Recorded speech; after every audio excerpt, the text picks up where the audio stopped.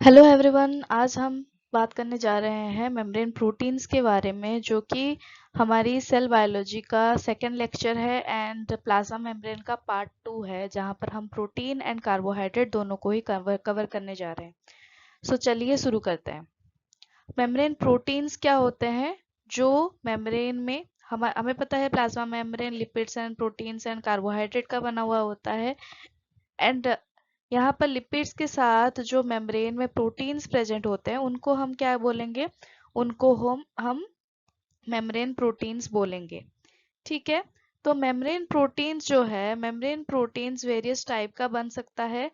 उनमें से कुछ मेम्ब्रेन प्रोटीन्स क्या होते हैं? पेरिफेरल मेम्ब्रेन प्रोटीन्स होते हैं, कुछ इंटरनल और इंट्रिंसिक मेम्ब्रेन प्रोटीन होते हैं, एंड कुछ ऐसे प्रोटीन्स होते हैं जो स्पेशलाइज्ड होते हैं एंड उनको जीपीआई एंकर्ड प्रोटीन या फिर लिपिड एंकर प्रोटीन बोला जाता है।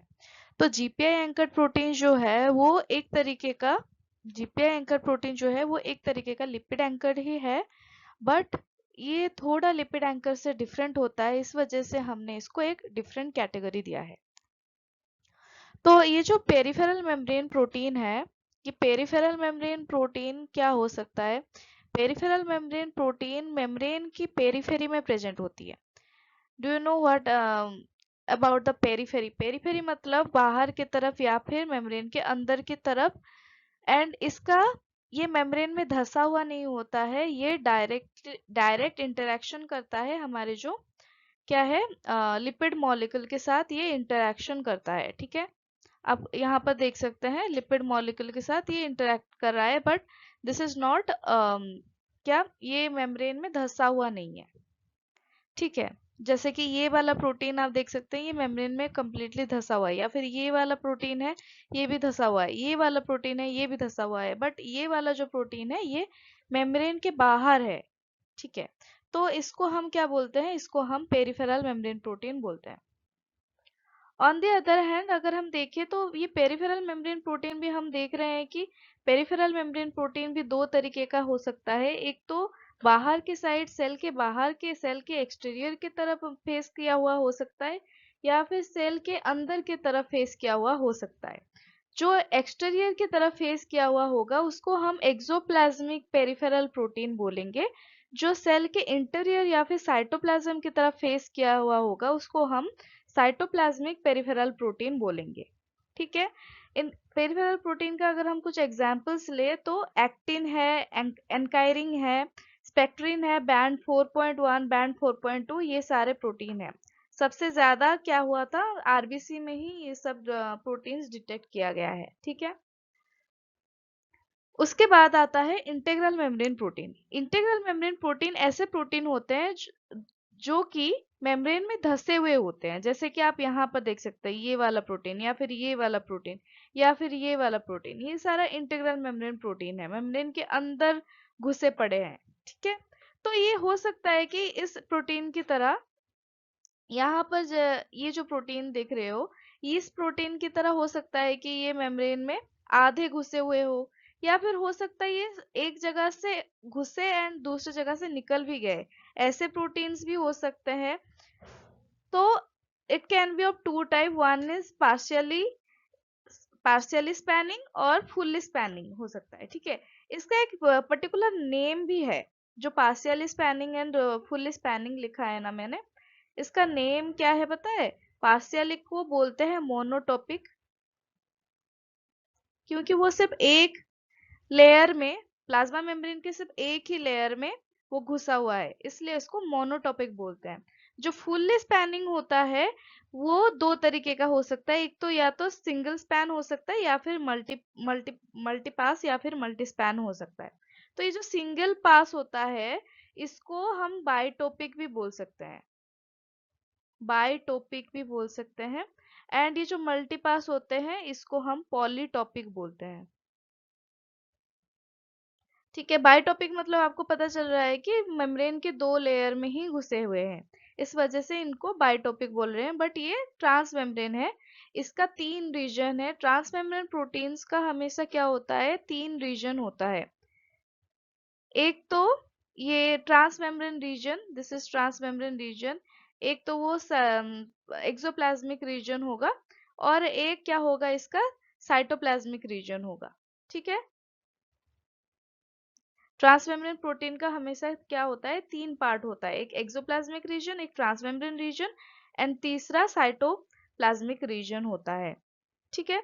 तो ये जो हमने बात किया अभी single pass and multi pass, तो ये सिंगल पास एंड मल्टी, ये जो प्रोटीन हमने यहाँ पर ड्रॉ किया है this is a single pass transmembrane protein. But multi pass या फिर पॉलीटोपिक ट्रांसमेम्ब्रेन प्रोटीन्स भी होते हैं जो क्या करते हैं, मेम्ब्रेन में मल्टीपल टाइम पास करते हैं, ऐसे ऐसे ऐसे ऐसे मल्टीपल टाइम ये क्या कर सकते हैं, मेम्ब्रेन में पास कर सकते हैं। ठीक है। इस वजह से इसको मल्टी पास बोलते हैं। अगर हम एग्जाम्पल्स देखें तो सिंगल पास का एग्जाम्पल है ग्लाइकोफोरिन एंड कुछ अलग भी प्रोटीन्स है जो हम डिटेल जब पढ़ेंगे इसके बारे में तब हम देखेंगे। उसके अलावा मल्टीपास का बहुत कॉमन एग्जाम्पल आपको पता है, जीपीसीआर होता है, बैंड 3 होता है, बैक्टीरिया रोडोप्शन। जीपीसीआर जो होता है वो 7 टाइम पास करता है मेम्ब्रेन को।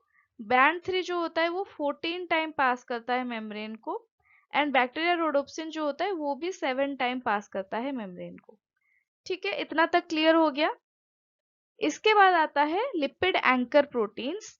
लिपिड एंकर प्रोटीन्स का क्या खासियत है पता है, ये ऐसे प्रोटीन्स होते हैं जो लिपिड्स के साथ कोवैलेंटली अटैच्ड होते हैं, कोवैलेंटली अटैच्ड। ठीक है। तो अभी तक जितने भी प्रोटीन आपने देखा, peripheral membrane protein, integral membrane protein, ये कोवैलेंटली अटैच नहीं होते हैं। इनमें सिर्फ वीक इंटरैक्शंस प्रेजेंट होते हैं, weak non covalent interactions present होते हैं लिपिड्स के साथ, मेम्ब्रेन के साथ, मेम्ब्रेन के किसी भी कंपोनेंट्स के साथ इनका वीक इंटरैक्शन होता है। On the other hand lipid anchor protein ये स्पेशल इसलिए है क्योंकि ये कोवैलेंटली अटैच होते हैं लिपिड के साथ। ठीक है। एंड ये जो प्रोटीन है इनमें आप मेजरली तीन तरीके के ऐसे देख सकते हो प्रोटीन्स। एक तो माइरिस्टोइल एंकर देख सकते हो जिसमें एमाइड लिंकेज होता है। एक तो आप पाल्मिटोइल एंकर देख सकते हो जिसमें थियोईस्टर लिंकेज होता है। एक आप प्रेनाइल एंकर देख सकते हो जिसके अंदर फार्नेसाइल या फिर आइसोप्रेनॉइड या फिर जेराइल जेराइल एंकर देख सकते हो जिसमें थियोईथर लिंकेज होता है। ठीक है। सो ये था हमारा लिपिड एंकर प्रोटीन। इसके बाद हमने बताया कि लिपिड एंकर की तरह जीपीआई एंकर्ड भी होते हैं, मतलब जीपीआई एंकर्ड भी ऐसे प्रोटीन्स है जो कोवेलेंटली लिपिड के साथ अटैच होते हैं। बट इसमें क्या होता है, इसमें पहले हमारा लिपिड होता है, लिपिड के साथ बहुत सारे सुगर मॉइटीज होंगे, सुगर मॉइटीज के बाद क्या होगा, यहाँ पर हमारा प्रोटीन प्रेजेंट होगा। यहाँ पर भी लिपिड में ये क्या होता है, यहाँ पर जो हेड होता है this is an inositol group, inositol group होता है, उसके बाद ऑलिगोसैकेराइड प्रेजेंट होता है एंड आखिर में इथेनॉल एमीन प्रेजेंट होता है। उसके बाद हमारा ये प्रोटीन प्रेजेंट है। ठीक है।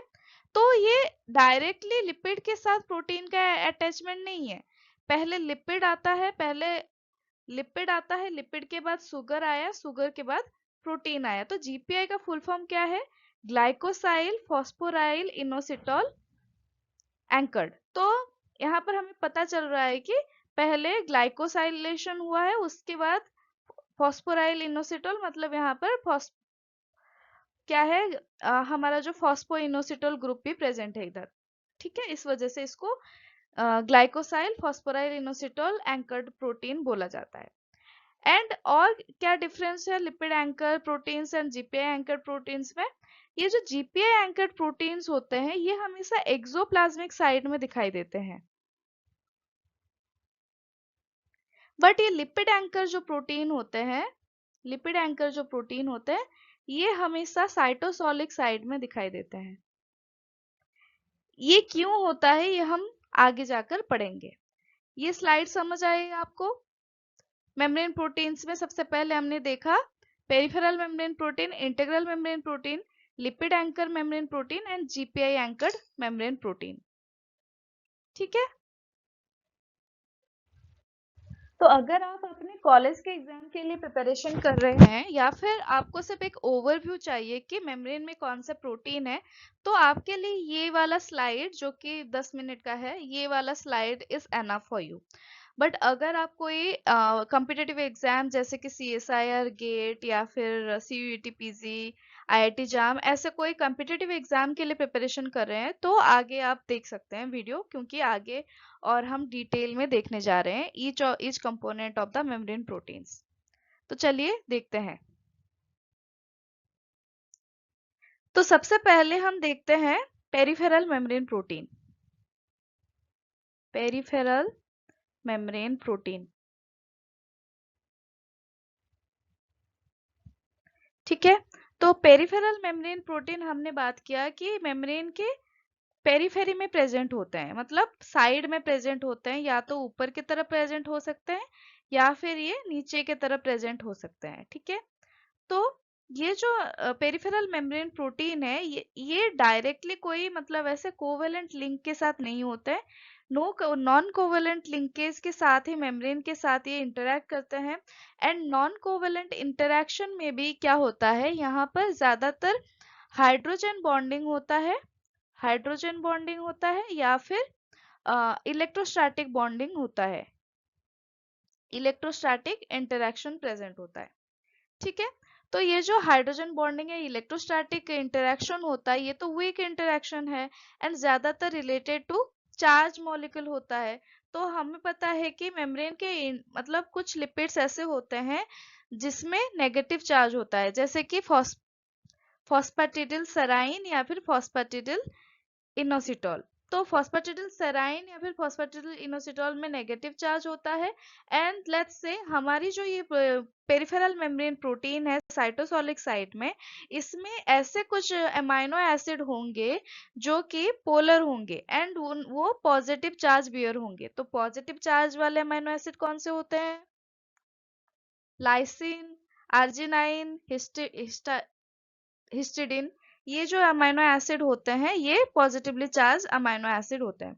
तो ऐसे अमाइनो एसिड यहाँ पर प्रेजेंट होंगे, तो वो क्या कर सकते हैं, ये नेगेटिव चार्ज के साथ इंटरेक्शन करेंगे। तो हमने अभी थोड़ी देर बाद पहले बात किया कि ये जो पेरिफेरल मेम्ब्रेन प्रोटीन है, ये तो आइदर एक्सोप्लाज्मिक साइड का हो सकता है या फिर क्या हो सकता है, साइटोप्लाज्मिक साइड का हो सकता है, ठीक है।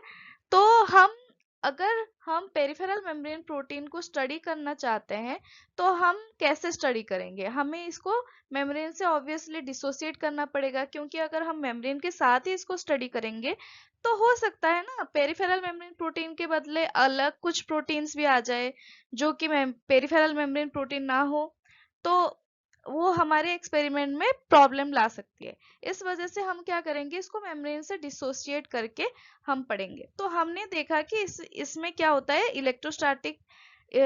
इलेक्ट्रोस्टैटिक इंटरेक्शंस या फिर हाइड्रोजन इंटरेक्शन होता है। इलेक्ट्रोस्टैटिक इंटरेक्शन को अदरवाइज आयोनिक इंटरेक्शन भी बोला जाता है, ठीक है। तो ये जो इंटरेक्शन है, this are weak covalent interaction, जिसको कि हम इजीली चेंज कर सकते हैं, जिसको कि हम इजीली ब्रेक कर सकते हैं बाय द एप्लीकेशन ऑफ क्या, by the application of salt solution, या फिर हम यहाँ पर क्या दे सकते हैं, या फिर हम यहाँ पर पीएच चेंज कर सकते हैं, ठीक है। तो सॉल्ट सॉल्यूशन में क्या है, सॉल्ट सॉल्यूशन में लेट्स से हम ले रहे हैं NaCl, ठीक है। तो हमें पता है NaCl जब वाटर में जाता है तो वाटर में जाने के बाद ये अपना दो टुकड़े में बट जाता है, Na+ और Cl- हो जाता है। तो ये जो Na+ है, ये जाकर मेम्ब्रेन के इस नेगेटिव चार्ज के साथ क्या करेगा, बाइंड कर जाएगा, ठीक है। NaCl के बहुत सारे मॉलिक्यूल्स होंगे और ये सारे जाकर जहां जहां पर भी, चाहे वो मेम्ब्रेन की लिपिड्स में हो या फिर प्रोटीन्स में हो, किसी में भी नेगेटिव चार्ज प्रेजेंट है उसमें जाकर ये क्या करेगा, बाइंड कर जाएगा। एंड ये अगर बाइंड कर गया तो हमारा जो प्रोटीन है वो उसके साथ बाइंड नहीं कर पाएगा ना, तो बाइंड नहीं कर पाएगा तो क्या होगा, वो ऐसे ही डिसोसिएट हो जाएगा। सिमिलरली अगर मेम्ब्रेन में हमारे पास पॉजिटिव चार्ज है तो क्लोराइड आयन जाकर उसके साथ बाइंड कर जाएगा, जिसके वजह से मेम्ब्रेन, ये जो हमारा क्या है, ये जो हमारा प्रोटीन प्रेजेंट है, ये जाकर उसके साथ बाइंड नहीं कर पाएगा, जिसके वजह से ये लिपिड का मेम्ब्रेन से प्रोटीन क्या होगा, डिसोसिएट हो जाएगा। ठीक है, तो इस तरीके से सॉल्ट सोल्यूशन देने से क्या क्या हो सकता है, हम डिसोसिएट कर सकते हैं पेरिफेरल मेम्ब्रेन प्रोटीन को। उसके अलावा पीएच की चेंजेस करने से भी क्या होगा, ये जो प्रोटीन है ये मेम्ब्रेन से डिसोसिएट हो जाएंगे। कैसे? पीएच को आपको पता है, पीएच क्या होता है, पोटेंसी ऑफ हाइड्रोजन होता है, right. Potency of hydrogen ion होता है। तो पोटेंसी ऑफ हाइड्रोजन का मतलब क्या होता है, मतलब high concentration of hydrogen atom होता है। तो लो पीएच में क्या होता है, जो हाइड्रोजन एटम का कंसेंट्रेशन क्या होता है, बहुत ज्यादा होता है। लो पीएच में हाइड्रोजन एटम का कंसेंट्रेशन ज्यादा होता है, जिस वजह से क्या होगा, जो भी ऐसे मॉलिक्यूल्स होंगे जो नेगेटिवली चार्ज होंगे उसमें जाकर हाइड्रोजन अटैच हो जाएगा एंड वो उसका नेट चार्ज को चेंज कर सकता है, जिसके वजह से इसके अंदर एंड इसके अंदर चार्ज में अदला बदली हो जाएगा एंड रिपल्सन दिखाई देने, मतलब लेट्स से हमारा ये जो पॉजिटिवली चार्ज्ड अमाइनो एसिड वाला प्रोटीन है, ठीक है, तो लेट्स से हमारा प्रोटीन कैसे दिखता है, प्रोटीन में एक आर ग्रुप होता है, एक एच होता है, एक सीओओ माइनस होता है एंड एक अमाइनो ग्रुप होता है, ठीक, राइट। तो यहाँ पर नेट चार्ज अगर हम देखें, नेगेटिव एंड पॉजिटिव मिलकर ये न्यूट्रल हो गया। बट लेट्स से ये आर ग्रुप में एक एडिशनल क्या है, additional COO minus group present है, तो इसका नेट चार्ज क्या होगा, अभी नेगेटिव हो गया। अगर लेट्स से इसमें सीओ माइनस नहीं है, इसमें क्या है, इसमें एक NH3 प्लस है, NH3 प्लस है, मतलब इसका नेट चार्ज क्या हो गया, पॉजिटिव हो गया। तो लेट्स से ये जो प्रोटीन है साइटोप्लाज्मिक साइट में, पेरिफेरल प्रोटीन, इसमें लेट्स से एक ऐसा अमाइनो एसिड प्रेजेंट है जिसमें क्या है, एडिशनल NH3 प्लस ग्रुप है, जैसे कि हमारे लाइसिन, हिस्टिडीन और आर्जिनाइन में प्रेजेंट होता है, ठीक है। तो ये जो नेट पॉजिटिव चार्ज है, अभी हाई अमाउंट ऑफ क्या, हाइड्रोजन एटम में क्या होगा, अभी ये जो CO माइनस है, ये CO माइनस से COH में कन्वर्ट हो जाएगा, ठीक है। तो ये CO माइनस से COH में कन्वर्ट हो जाएगा, जिसके वजह से क्या होगा, इसका नेट जो चार्ज था वो पॉजिटिव में कन्वर्ट हो जाएगा, ठीक है। वो पहले से पॉजिटिव था, बट ये डिपेंड करता है कि कितने अमाउंट में हम हाइड्रोजन एटम दे रहे हैं उसके ऊपर, ठीक है। On the other hand let's say यहाँ पर COO माइनस प्रेजेंट है, ठीक है, यहाँ पर एक COO माइनस प्रेजेंट है। तो यहाँ पर जब हम लो पीएच कर देंगे तो क्या होगा, लो पीएच के कंडीशन में यहाँ पर CO ये क्या होगा, ये COH हो जाएगा एंड ये COH हो जाएगा, जिसके वजह से क्या होगा, इसका नेट चार्ज नेगेटिव से अब क्या हो गया, पॉजिटिव में कन्वर्ट हो गया। तो ये पॉजिटिव, ये पकड़ लो, ये नेगेटिव है एंड यहाँ पर इसके मतलब ऑपोजिट चार्ज होना चाहिए ना इंटरेक्शन के लिए, तो यहाँ पर पॉजिटिव चार्ज है। तो ये नेगेटिव एंड पॉजिटिव चार्ज के बदले अभी ये नेगेटिव से पॉजिटिव हो गया, तो ये पॉजिटिव पॉजिटिव जब हो जाएंगे, इनमें क्या दिखाई देगा, रिपल्सन दिखाई देगा, रिपल्शन दिखाई देगा, जिसके वजह से ये जो प्रोटीन है ये मेम्ब्रेन से क्या होगा, डिसोसिएट हो जाएगा, ठीक है, मेम्ब्रेन से ये डिसोसिएट हो जाएगा। तो इसी तरह जब हम पीएच का चेंजेस करते हैं या फिर सॉल्ट सोल्यूशन देते हैं मेम्ब्रेन में, तब क्या होगा, इजीली हम पेरिफेरल मेम्ब्रेन प्रोटीन को उससे अलग कर सकते हैं। तो हमने अभी देखा था कुछ example of peripheral membrane protein, क्या था वो बताइए, एक्टिन, एनकाइरिन, स्पेक्ट्रिन, उसके अलावा क्या देखा था हमने, बैंड 4.1 एंड बैंड 4.2, ये देखा था, है ना।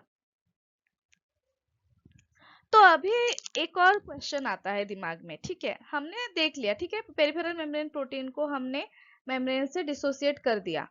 अब हमें कैसे पता चलेगा कि ये साइटोप्लाज्मिक साइट का पेरिफेरल मेम्ब्रेन प्रोटीन है या फिर एक्सोप्लाज्मिक साइट का पेरिफेरल मेम्ब्रेन प्रोटीन है।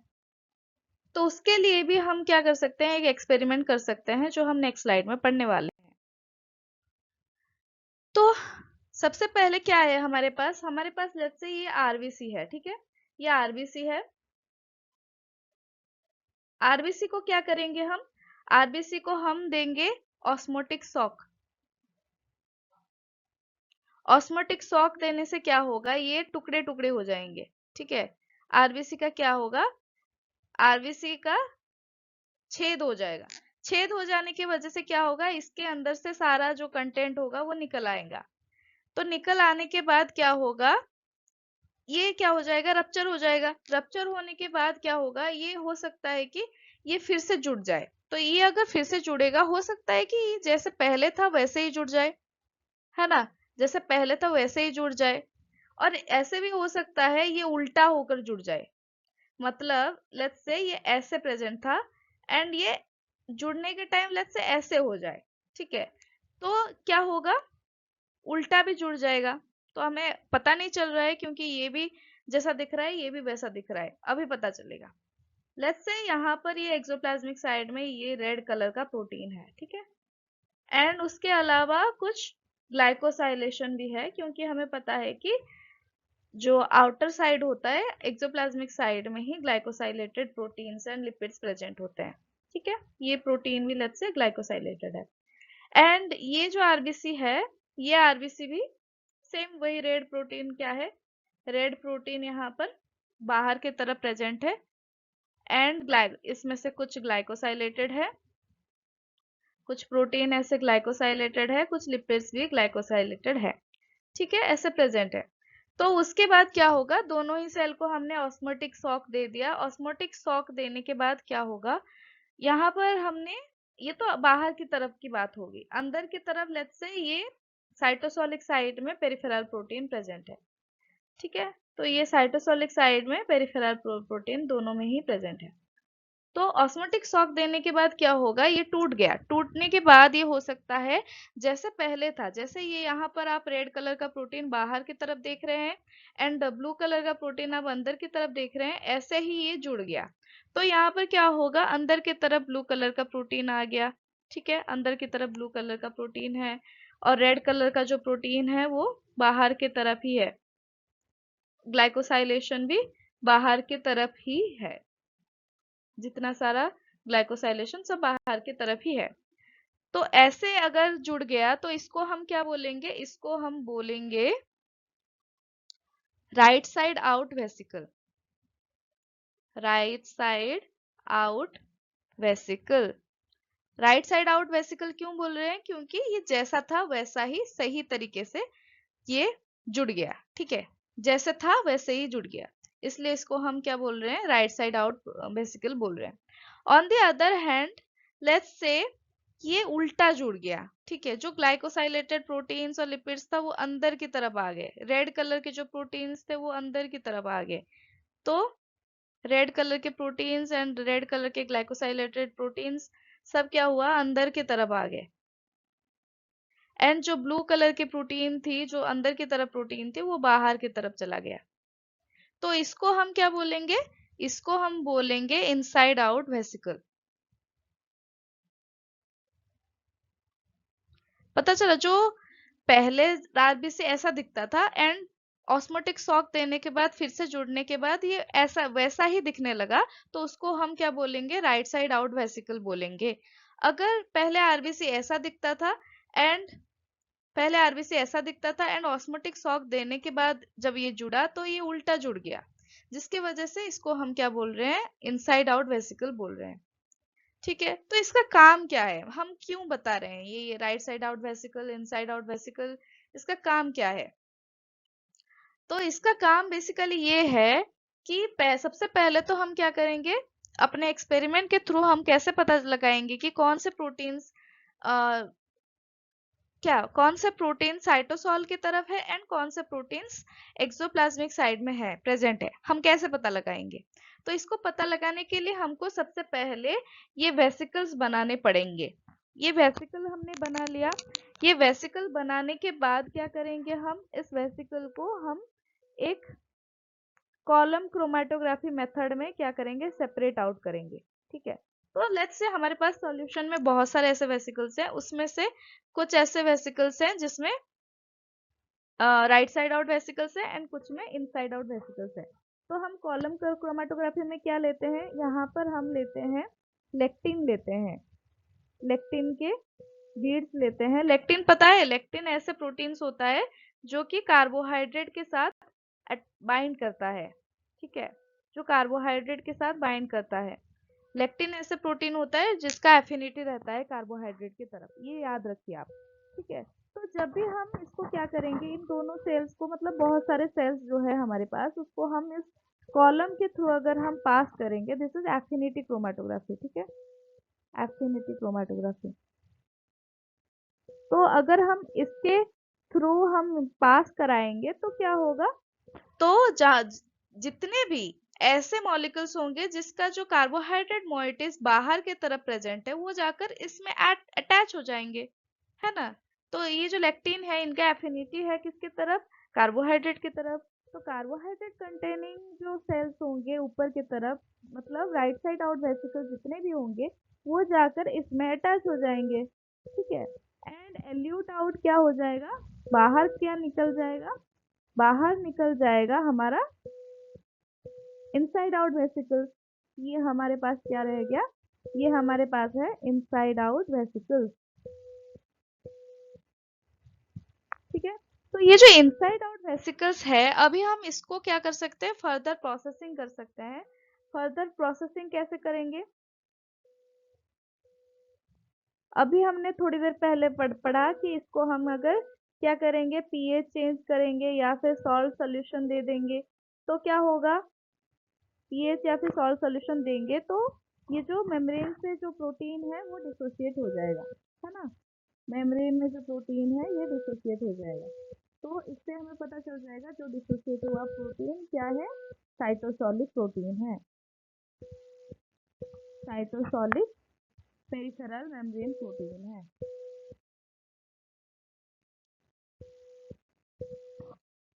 तो इस वे में हम पता लगा सकते हैं कि हमारी जो प्रोटीन है वो साइटोसोलिक है या फिर एक्सोप्लाज्मिक है।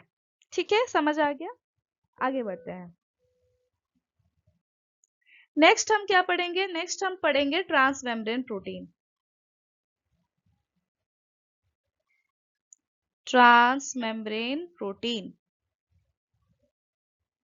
जिसको हम शॉर्ट में टीएम लिख रहे हैं।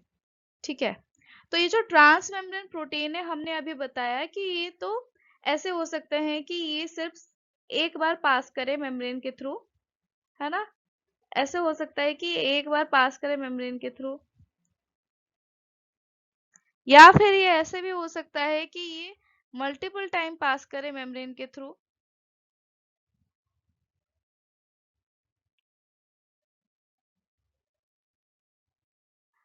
राइट, और ऐसा भी हो सकता है कि ये सिर्फ एक ही लेयर में पास करे, ऐसा भी तो हो सकता है ना।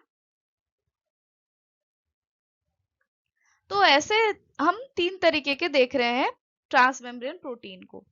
तो ये जो प्रोटीन ट्रांसमेम्ब्रेन प्रोटीन है, इसको हम क्या बोलेंगे, इसको हम बोलेंगे, इसको क्या बोलेंगे, इसको बोलेंगे हम मोनोटोपिक, या फिर पार्शियली जो पास हो रहा है, स्पैनिंग द मेम्ब्रेन।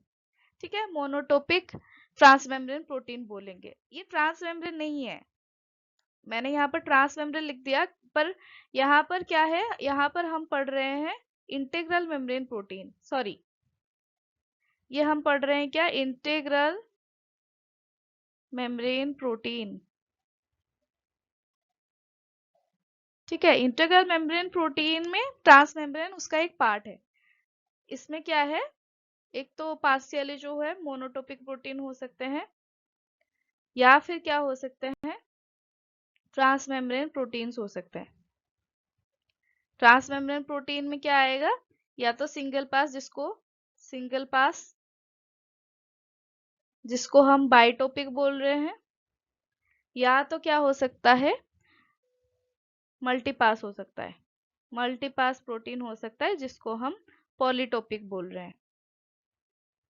ठीक है, तो ये याद रखिए आप। तो ये जो जो आधा अधूरा मेम्ब्रेन में घुसा पड़ा हुआ है, इसको हम क्या बोलेंगे, मोनोटोपिक प्रोटीन बोलेंगे। ये जो एक बार मेम्ब्रेन को क्रॉस कर रहा है, इसको हम सिंगल पास बोलेंगे, सिंगल पास, या फिर बाइटोपिक मेम्ब्रेन प्रोटीन बोलेंगे। एंड ये जो मल्टीपल टाइम्स मेम्ब्रेन के थ्रू पास किया है इसको हम मल्टीपास या फिर पॉलीटोपिक मेम्ब्रेन प्रोटीन बोलेंगे। तो ये जो मोनोटोपिक प्रोटीन है, monotopic protein is not transmembrane protein. तो मोनोटोपिक प्रोटीन्स को हम ट्रांसमेम्ब्रेन प्रोटीन नहीं बोल सकते क्योंकि ये मेम्ब्रेन को कंप्लीटली क्रॉस नहीं कर रहा है। सिर्फ बायोटोपिक एंड पॉलीटोपिक प्रोटीन को ही हम क्या बोल सकते हैं, ट्रांसमेम्ब्रेन प्रोटीन बोल सकते हैं, क्योंकि ये मेम्ब्रेन के एक तरफ से एंट्री किया है एंड दूसरे तरफ से निकल गया है। ठीक है, वो चाहे एक बार निकला हो या फिर मल्टीपल टाइम निकला हो। ठीक है, तो ये कंप्लीटली मेम्ब्रेन को स्पैन कर रहा है। तो इसमें क्या होता है, इसमें 3 रीजन होता है। दिस इज क्या है, एक्सोप्लाज्मिक रीजन है, एक्सोप्लाज्मिक रीजन है इसका। ये जो बीच का पार्ट देख रहे हैं जो कि मेम्ब्रेन के अंदर है, इसको क्या बोलते हैं, इसको हम बोलेंगे ट्रांसमेम्ब्रेन रीजन। एंड ये जो आप साइटोसॉल की तरफ देख रहे हैं, this is called cytoplasmic reason.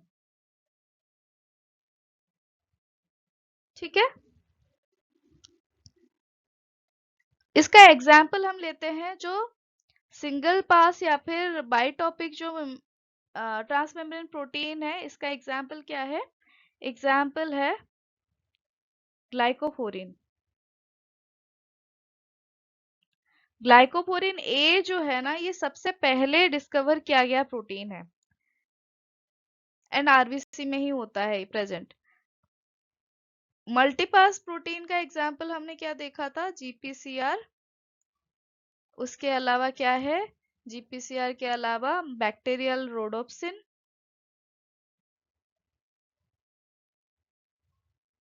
And band 3। ये जो ग्लाइकोफोरिन ए है, इसके अलावा भी कुछ ऐसे प्रोटीन होते हैं जैसे कि मोनोएमिन ऑक्सीडेज, मोनोएमिन ऑक्सीडेज।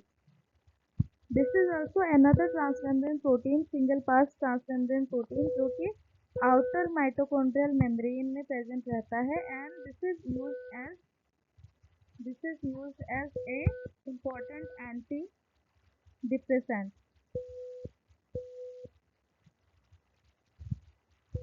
और आप इसको क्या बोल सकते हैं, इसको न्यूरोप्रोटेक्टिव ड्रग भी बोलते हैं, न्यूरोप्रोटेक्टिव ड्रग। ठीक है, इतना समझ में आ गया। तो अभी हम इन सारे प्रोटीन्स को थोड़ा डिटेल में देखते हैं। ठीक है, तो सबसे पहले हम क्या देखेंगे, सबसे पहले हम देखते हैं ग्लाइकोपोरिन के बारे में। तो ये जो ग्लाइकोफोरिन है, इसका जाहिर सी बात है बहुत सारे प्रोटीन्स का कुछ सब टाइप्स भी होते हैं, तो हम स्पेसिफिकली बात कर रहे हैं ग्लाइकोफोरिन ए के बारे में।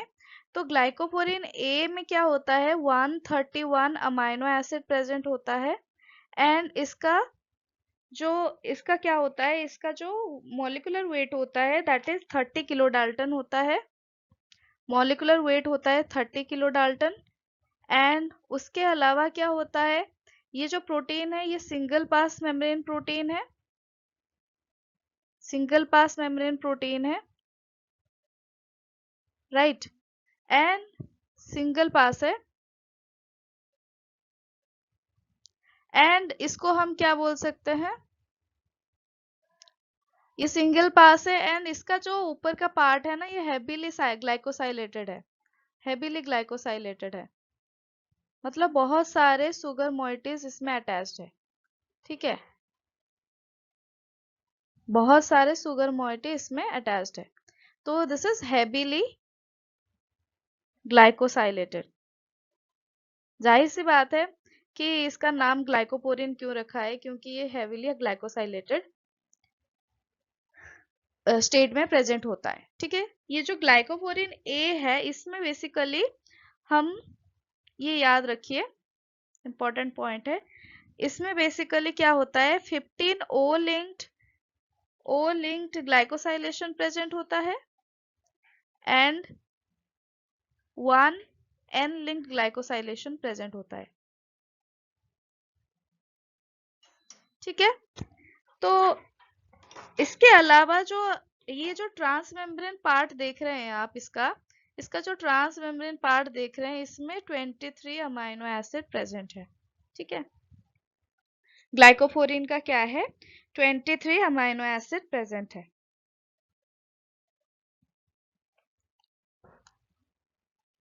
And as you can see this is an helix, helical structure होता है इसका, हेलिकल स्ट्रक्चर होता है ग्लाइकोफोरिन का।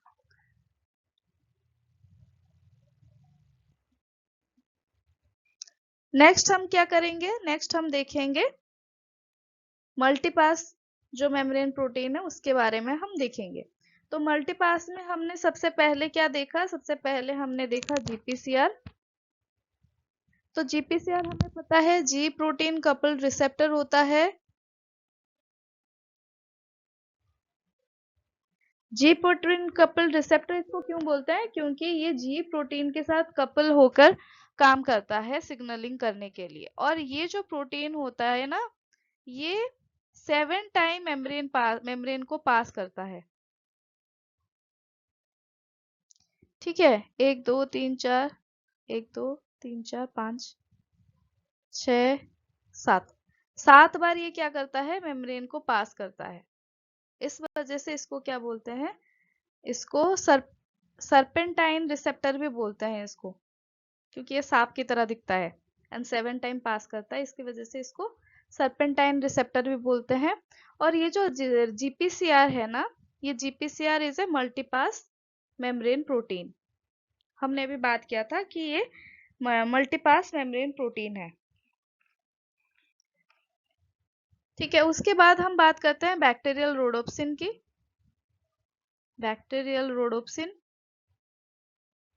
तो बैक्टीरियल रोडोप्सिन जो है ये भी 7 पास है,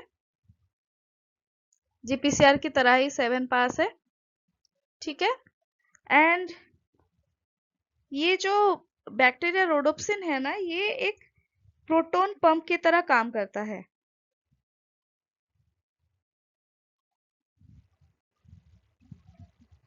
ग्लाइकोपोरिन का जो एन टर्मिनस होता है वो बाहर की तरफ होता है एंड सी टर्मिनस अंदर की तरफ होता है।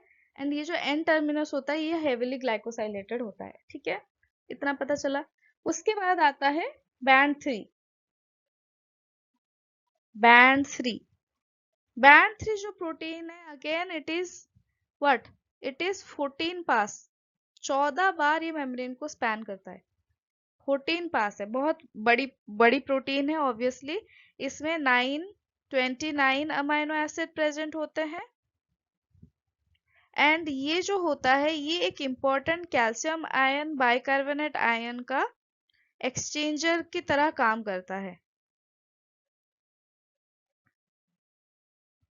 इन रेस्पिरेटरी सिस्टम में ये क्या करता है, कैल्शियम बाइकार्बोनेट एक्सचेंजर की तरह काम करता है। बिसाइड इसके चेन में क्या होता है, लाइसिन प्रेजेंट होता है, जो कि क्या है, एक पॉजिटिवली चार्ज अमाइनो एसिड है। एंड ये बाइंड कर जाता है ये नेगेटिवली चार्ज मॉलिक्यूल के साथ एंड एक्सचेंज में हेल्प करता है। This is an important point, इसको याद रखिए। ठीक है, इतना समझ आया।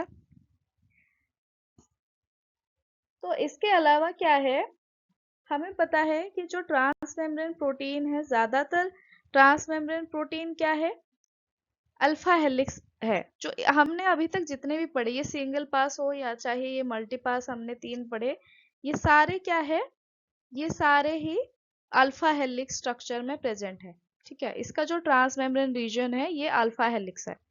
बट अल्फा हेलिक्स के अलावा भी ऐसे ट्रांस मेम्ब्रेन प्रोटीन होते हैं जो बीटा बैरल प्रोटीन्स बोला जाता है, जिनको बीटा बैरल प्रोटीन्स। तो वो जो बीटा बैरल प्रोटीन्स होते हैं उनमें क्या होता है, बीटा स्ट्रैंड्स प्रेजेंट होते हैं, ऐसे ऐसे ऐसे ऐसे ऐसे ऐसे ऐसे ऐसे ऐसे ऐसे ऐसे ऐसे ऐसे ऐसे होते हैं, ऐसे ऐसे ऐसे ऐसे ऐसे ऐसे ऐसे।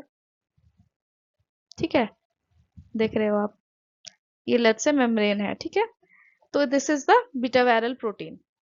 ये भी ट्रांसमेम्ब्रेन है। और ये ज्यादातर जो बीटा बैरल प्रोटीन्स होते हैं वो पोरीन की तरह काम करते हैं। पोरीन्स, अब पोरीन से पता चल रहा है ये क्या करते हैं, मेम्ब्रेन में पोर बना देते हैं, छेद बना देते हैं। And this are like empty and this are filled with water. Basically ये एक पोर है, मेम्ब्रेन में एक छेद है जिसके थ्रू डिफरेंट मॉलिक्यूल पास कर सकते हैं।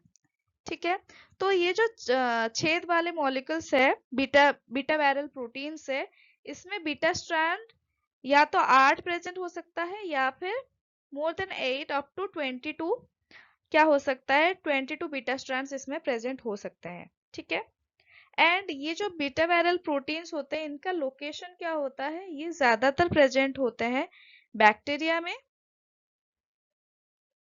And outer outer membrane of क्या, माइटोकॉन्ड्रिया। माइटोकॉन्ड्रिया के आउटर मेम्ब्रेन में प्रेजेंट रह सकते हैं या फिर क्लोरोप्लास्ट के आउटर मेम्ब्रेन में भी प्रेजेंट होते हैं। Due to this porin proteins only outer membrane of mitochondria and chloroplast क्या है, ज्यादा सिलेक्टिव नहीं है चीजों को लेकर। ठीक है, इसका एक एग्जाम्पल हम देते हैं। एग्जाम्पल क्या है, माल्टोपोरिन। एग्जाम्पल है माल्टोपोरिन, जो कि माल्टोज एंड उसके रिलेटेड जो ओलिगोमोर्स होते हैं उनका एक्सचेंज में हेल्प करता है। माल्टोज एंड रिलेटेड, ठीक है, मॉलिक्यूल्स का पासेज में हेल्प करता है ये। इतना तक समझ आ गया, हमने पढ़ा अभी peripheral membrane protein and transmembrane proteins, जिसमें आता है alpha helix and beta barrel proteins. Next हम क्या पढ़ेंगे,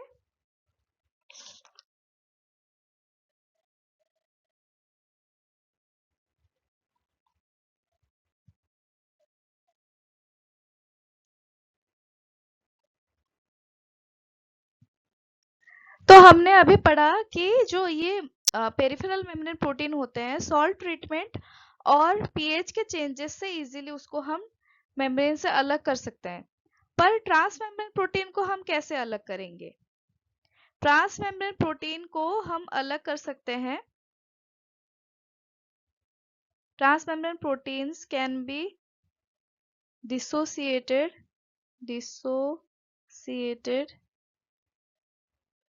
from the membrane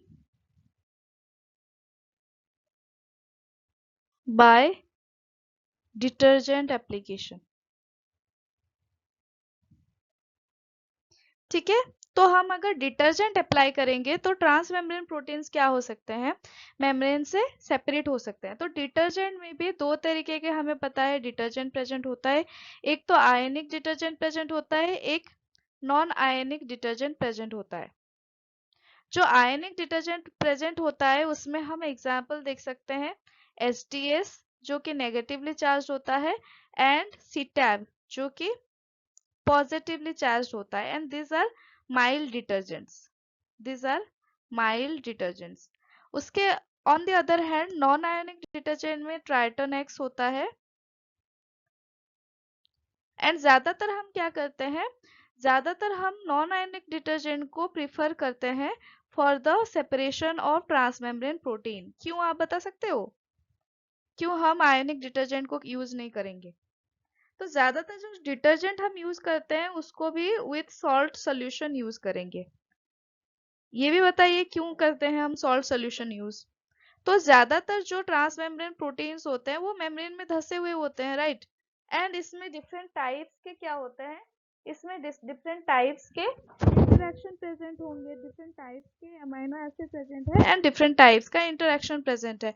जो अंदर के पार्ट है ट्रांस मेम्ब्रेन प्रोटीन में, अंदर के पार्ट में ज्यादातर हाइड्रोफोबिक इंटरेक्शन प्रेजेंट होता है। हाइड्रोफोबिक अमीनो एसिड प्रेजेंट होते हैं एंड हाइड्रोफोबिक इंटरेक्शन प्रेजेंट होता है जो अंदर की पार्ट है, जो ट्रांस मेम्ब्रेन रीजन है। उसके अलावा जो ऊपर का पार्ट है एक्सोप्लाज्मिक रीजन है या फिर साइटोप्लाज्मिक रीजन है, इसमें क्या होता है पोलर अमीनो एसिड्स प्रेजेंट होते हैं। एंड ये पोलर अमाइनो एसिड प्रेजेंट होने के कारण यहाँ पर क्या हो सकता है, यहाँ पर आयनिक हाइड्रोजन बॉन्ड ये सारे नॉन कोवेलेंट इंटरेक्शन प्रेजेंट हो सकते हैं। वैसे तो hydrophobic interaction is also a non covalent interaction, but यहाँ पर क्या होता है, ज्यादातर हाइड्रोफोबिक अमाइनो एसिड प्रेजेंट होते हैं एंड पोलर पार्ट में क्या होता है, पोलर पार्ट में ये इलेक्ट्रोस्टैटिक या फिर हाइड्रोजन बॉन्डिंग जैसे इंटरेक्शन करेंगे। तो अगर हम इसको सॉल्ट सोल्यूशन में देंगे तभी जाकर ये क्या हो सकता है, ये ऊपर के पार्ट का जो हिस्सा भी डिसोसिएट हो पाएगा, क्योंकि वो भी तो किसी ना किसी वे से क्या होंगे, मेम्ब्रेन के साथ इंटरेक्ट कर रहे होंगे। इस वजह से हम क्या करते हैं, डिटर्जेंट के साथ सॉल्ट सोल्यूशन ऐड करके इसको देते हैं। बट डिटर्जेंट क्यों यूज करते हैं, नाउ द क्वेश्चन। तो डिटर्जेंट क्या है, detergent is just similar to our protein and lipid molecule. हमें पता है ये जो ट्रांसमेम्ब्रेन प्रोटीन है ये क्या है, ये चाहे कोई भी प्रोटीन हो, हमें पता है amino acid itself is a amphoteric in nature और एम्फीपैथिक इन नेचर, जिसमें both positive charge and negative charge होता है, या फिर एसिड पार्ट या बेस पार्ट प्रेजेंट होता है। ठीक है, तो it is both hydrophilic and hydrophobic in nature. तो सारे जो प्रोटीन्स होते हैं वो भी hydrophilic and both hydrophilic and hydrophobic in nature होते हैं। एम्फोटेरिक या फिर एम्फीपैथिक इन नेचर बोलते हैं उसको। उसके अलावा हमें पता है जो मेम्ब्रेन में जो लिपिड प्रेजेंट होते हैं उसका भी तो एक, ये जो टेल होता है दिस इज हाइड्रोफोबिक एंड जो हेड होता है दिस इज हाइड्रोफिलिक। तो ये सब क्या होते हैं, एम्फीपैथिक इन नेचर होते हैं। तो एम्फीपैथिक इन नेचर होने के कारण क्या होता है ना, अगर हम डिटर्जेंट देंगे तो डिटर्जेंट क्या है, डिटर्जेंट भी एक ऐसे मॉलिक्यूल है जिसमें एक हाइड्रोफिलिक हाइड्रोफिलिक हेड प्रेजेंट होता है एंड हाइड्रोफोबिक टेल प्रेजेंट होता है। ठीक है, हाइड्रोफिलिक हेड होता है एंड हाइड्रोफोबिक टेल होता है डिटर्जेंट में। तो जैसे कि हमने देखा था कि सोडियम क्लोराइड देते ही आयनिक इंटरेक्शन वीक हो रहे थे, क्योंकि सोडियम या फिर क्लोराइड क्या करेंगे, पॉजिटिव और नेगेटिव चार्ज के लिए वो compete करेंगे विद द प्रोटीन मॉलिक्यूल। तो प्रोटीन के साथ वो क्या करते हैं, compete करते हैं एंड वो जाकर बाइंड कर जाते हैं जहां पर भी मेम्ब्रेन में पॉजिटिव या नेगेटिव चार्ज होगा। उसी तरह अगर हम डिटर्जेंट अप्लाई करेंगे जो itself is a amphipathic in nature, amphoteric molecule है, तो इसके केस में क्या होगा, ये भी जाकर क्या करेंगे, मेम्ब्रेन में जहां पर भी एम्फीपैथिक नेचर का कोई भी चीज प्रेजेंट होगा, चाहे वो लिपिड हो या फिर वो प्रोटीन हो, ठीक है, उसके साथ वो क्या करेगा, जाकर इंटरैक्ट करने लग जाएगा।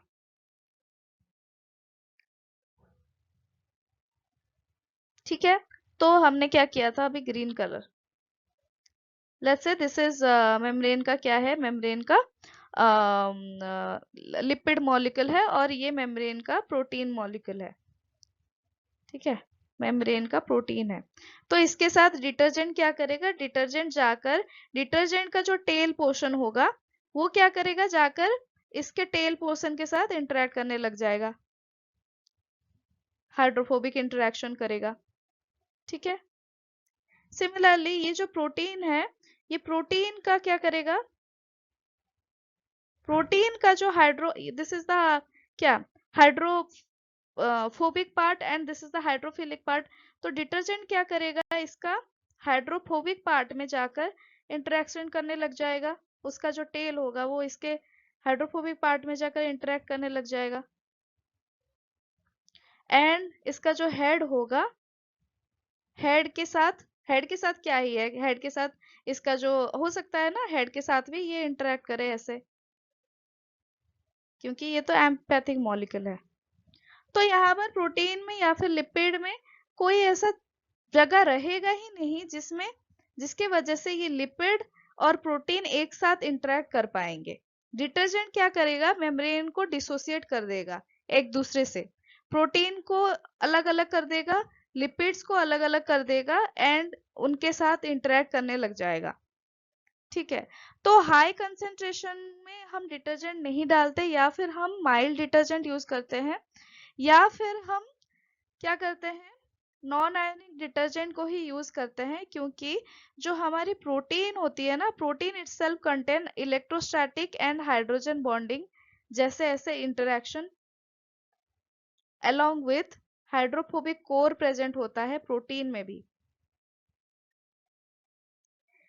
हाइड्रोफोबिक कोर जो प्रोटीन में प्रेजेंट होता है वो तो सही है, मतलब वो तो अलग बात है, बट ये जो आयनिक पार्ट प्रेजेंट होता है ना, आयनिक पार्ट मतलब जो electrostatic interaction and hydrogen bonds present होते हैं प्रोटीन में, उसको भी ये डीनेचर कर सकता है अगर हम आयनिक डिटर्जेंट देंगे। तो स्ट्रॉन्ग आयनिक डिटर्जेंट अगर देंगे तो वो हमारे प्रोटीन को ही डीनेचर कर देगा। तो अगर हम प्रोटीन को उसके नेटिव स्टेट में पढ़ना चाहते हैं तो वो नेटिव स्टेट में नहीं रहेगा। ठीक है, नेटिव स्टेट में नहीं रहेगा, जिसकी वजह से हमको दिक्कत होगी। इस वजह से हम क्या करते हैं, इस वजह से हम नॉन आयनिक डिटर्जेंट लेते हैं, या फिर माइल्ड डिटर्जेंट लेते हैं, कम कंसेंट्रेशन में लेते हैं, एंड सॉल्ट सॉल्यूशन के साथ लेते हैं अगर हमें ट्रांसमेम्ब्रेन प्रोटीन को स्टडी करना होता है तो। समझ आया? इतना तक जो हमने पढ़ा आपको समझ आया? तो चलिए पढ़ते हैं the next topic, that is hydropathy plot. Hydropathy plot, आपको पता है हाइड्रोपैथी प्लॉट क्या है? Hydropathy plot as it name sounds, it is obviously एक ग्राफ ही है, एक प्लॉट है जिसमें हम क्या कर सकते हैं, जिसमें हम देख सकते हैं कि हमारा जो प्रोटीन है, जो ट्रांसमेम्ब्रेन प्रोटीन है, उसमें कितने सारे ट्रांसमेम्ब्रेन रीजन्स प्रेजेंट है। ठीक है, उसमें ट्रांसमेम्ब्रेन रीजन्स प्रेजेंट है, बट कितने सारे ट्रांसमेम्ब्रेन रीजन्स प्रेजेंट है वो हम यहाँ पर क्या कर सकते हैं, पढ़ सकते हैं, मतलब स्टडी कर सकते हैं। तो hydropathy plot is a plot which is based on the amphiphilicity of the molecule. तो इसको हम जानने से पहले हमें क्या करना पड़ेगा, इसको जानने से पहले हमें जानना पड़ेगा कुछ टर्म्स के बारे में। ठीक है, this is let's say number of amino acids, and यहाँ पर hydrophilic and this is hydrophobic, hydrophilic and this is hydrophobic. तो इसमें हम क्या करेंगे, इसमें हम कुछ टर्म्स के बारे में जानेंगे अभी। हाइड्रोफिलिसिटी, अभी मैंने बोला हाइड्रोफिलिसिटी मतलब क्या होता है, हाइड्रोफिलिसिटी मतलब ये होता है कि अगर हम कोई सब्सटेंस को पानी में डिसॉल्व करते हैं तो क्या वो इजीली डिसॉल्व हो रहा है पानी में। तो अगर वो इजीली पानी में डिसॉल्व हो रहा है मतलब it has affinity towards water, मतलब वो जो मॉलिक्यूल है जिसको हम पानी में डिसॉल्व कर रहे हैं तो वो मॉलिक्यूल क्या है, this is hydrophilic in nature. ठीक है, ऑन द अदर हैंड अगर ऐसे मॉलिक्यूल हम ले रहे हैं जो कि पानी में डिसॉल्व ही नहीं हो रहा है, एंड उसको हमें क्या करना पड़ेगा, उसको हमें या तो कुछ एनर्जी देनी पड़ेगी, हीट देनी पड़ेगी, या फिर टेम्परेचर इंक्रीज करना पड़ेगा जिसके वजह से वो डिसॉल्व होने लगेगा, शायद हो भी जाए या फिर भी ना हो। तो ऐसे मॉलिक्यूल को हम क्या बोलेंगे, वाटर हेटिंग या फिर हाइड्रोफोबिक इन नेचर बोलते हैं। ठीक है, तो हमें पता है जो ट्रांसमेम्ब्रेन प्रोटीन्स होते हैं उसका जो ट्रांसमेम्ब्रेन रीजन होता है वो क्या होता है, हाइड्रोफोबिक मॉलिक्यूल का बना होता है। अभी हमने बात किया था ट्रांसमेम्ब्रेन रीजन जो होता है वो हाइड्रोफोबिक मॉलिक्यूल का, हाइड्रोफोबिक अमाइनो एसिड का बना हुआ होता है। बट ये ट्रांसमेम्ब्रेन रीजन में कितने हाइड्रोफोबिक मॉलिक्यूल्स प्रेजेंट होते हैं ये कैसे पता चलेगा, अगर हमारा जो लेट्स ये आप डायग्राम देखिए, इसमें let's say this is our transmembrane region, and ये ऊपर का रीजन है, ये नीचे का रीजन है जो कि पोलर है। इस this is 20 Armstrong, this is 30 Armstrong, and this is again 20 Armstrong. तो टोटल जो हमारा प्लाज्मा मेम्ब्रेन का थिकनेस डायमीटर होता है दैट इज 50 आर्मस्ट्रॉन्ग, उसको हम 5 नैनोमीटर भी बोल सकते हैं। ठीक है, एंड अल्फा हेलिक्स जो होता है ट्रांस मेम्ब्रेन जो होते हैं ज्यादातर अल्फा हेलिक्स होते हैं, एंड इन अल्फा हेलिक्स में ईच अमाइनो एसिड के बीच में जो अमाइनो एसिड से अमाइनो एसिड के बीच में जो डिस्टेंस होता है दैट इज अराउंड 1.5 एंगस्ट्रॉम। तो 30 एंगस्ट्रॉम का जो ट्रांस मेम्ब्रेन रीजन को स्पैन करने के लिए हमें कितने अमाइनो एसिड की रिक्वायरमेंट पड़ेगी? This is around 20 amino acid. ठीक है, तो ट्रांस मेम्ब्रेन रीजन में अराउंड 20 अमाइनो एसिड प्रेजेंट होते हैं। तो हाइड्रोपैथिक प्लॉट क्या करता है, इसी चीज को एक्सप्लॉइट करता है। उसके अलावा एक और चीज आपको जानना जरूरी है टू अंडरस्टैंड इट बेटर। क्या है, हमें पता है स्पॉन्टेनियस रिएक्शन क्या होता है। आपको पता है स्पॉन्टेनियस रिएक्शन क्या होता है? दुनिया में जितने भी रिएक्शन है जो अपने आप हो जाते हैं उसको हम क्या बोलते हैं? स्पॉन्टेनियस रिएक्शन बोलते हैं। मतलब अगर आप कोई ऐसे सब्सटेंस को वाटर में डिसॉल्व कर रहे हो, वाटर में डिसॉल्व कर रहे हो and it is dissolving easily, ठीक है, dissolving easily without any energy, और बोल सकते हो यहाँ पर हीट रिलीज हो रहा है, तो ऐसे रिएक्शन को हम क्या बोलेंगे? स्पॉन्टेनियस रिएक्शन बोलेंगे। इसको हम क्या बोलेंगे? स्पॉन्टेनियस रिएक्शन बोलेंगे। ऑन द अदर हैंड ऐसा कोई सब्सटेंस है जिसको आप वाटर में डिसॉल्व करने की कोशिश कर रहे हो बट ये डिसॉल्व नहीं, not dissolving, it is not dissolving, ठीक है, एंड इसमें हो सकता है कि हीट एनर्जी देना पड़े, ठीक है, हीट देना पड़े या फिर एनर्जी देना पड़े तभी जाकर ये रिएक्शन काम करेगा। तो इनको क्या बोलते हैं? नॉन स्पॉन्टेनियस रिएक्शन बोलते हैं, नॉन स्पॉन्टेनियस रिएक्शन बोलेंगे। तो हमें पता है कि गिब्स जो साइंटिस्ट थे उन्होंने क्या किया था, उन्होंने बोला था कि दुनिया में जितने सारे स्पॉन्टेनियस रिएक्शंस है उसका डेल जी क्या होगा? डेल जी नेगेटिव होता है। ऑन द अदर हैंड जितने भी नॉन स्पॉन्टेनियस रिएक्शन होते हैं उनका डेल जी क्या होता है? डेल जी पॉजिटिव होता है। तो यही डेल जी का मतलब जो गिव्स फ्री एनर्जी होता है, गिव्स फ्री एनर्जी या तो पॉजिटिव है या नेगेटिव है, इसी चीज को हम यूज कर रहे हैं हाइड्रोपैथी प्लॉट में। तो अगर डेल जी नेगेटिव है मतलब स्पॉन्टेनियस रिएक्शन है, मतलब हाइड्रोफिलिक मॉलिक्यूल है जो वाटर में डिसॉल्व किया जा रहा है। तो हमारे प्रोटीन में हाइड्रोफिलिक अमाइनो एसिड भी प्रेजेंट होते हैं, हाइड्रोफोबिक अमाइनो एसिड भी प्रेजेंट होते हैं। तो उस प्रोटीन को अगर हम वाटर में डिसॉल्व करने जाएंगे एंड लेट्स से हमारे सबसे पहले हाइड्रोफिलिक अमाइनो एसिड आ गए, ठीक है, तो ये नीचे की तरफ जो नेगेटिव पोर्शन है उसके तरफ दिखाई देंगे, ठीक है, एंड उसके बाद एक पॉइंट ऐसा आ गया जहां पर क्या होगा, जहां पर हाइड्रोफोबिक अमाइनो एसिड आ गया, तो यहाँ पर डेल जी क्या हो गया? पॉजिटिव हो गया। एंड एक नहीं, एक स्ट्रेच में टोटल 20 अमाइनो एसिड आ गए। यहाँ पर क्या हुआ? 20 ऐसे अमाइनो एसिड आ गए जो कि हाइड्रोफोबिक रीजन में आ रहे हैं, मतलब उनका डेल जी जो है वो पॉजिटिव आ रहा है। उसके बाद कुछ ऐसे अमाइनो एसिड आ गए जो फिर से हाइड्रोफिलिक है, एंड उसके बाद फिर से ऐसे अमाइनो एसिड आ गए जो फिर से 20 ऐसे अमाइनो एसिड आ गए जो कि फिर से हाइड्रोफोबिक है, ठीक है, ऐसे पकड़ लो 4 बार आ गया, ठीक है, 20 एंड 20 प्लस और माइनस 1 2 ऐसे हो सकता है, ऐसे अमाइनो एसिड 20 और मोर देन 20 अमाइनो एसिड एक स्ट्रेच में आ गए।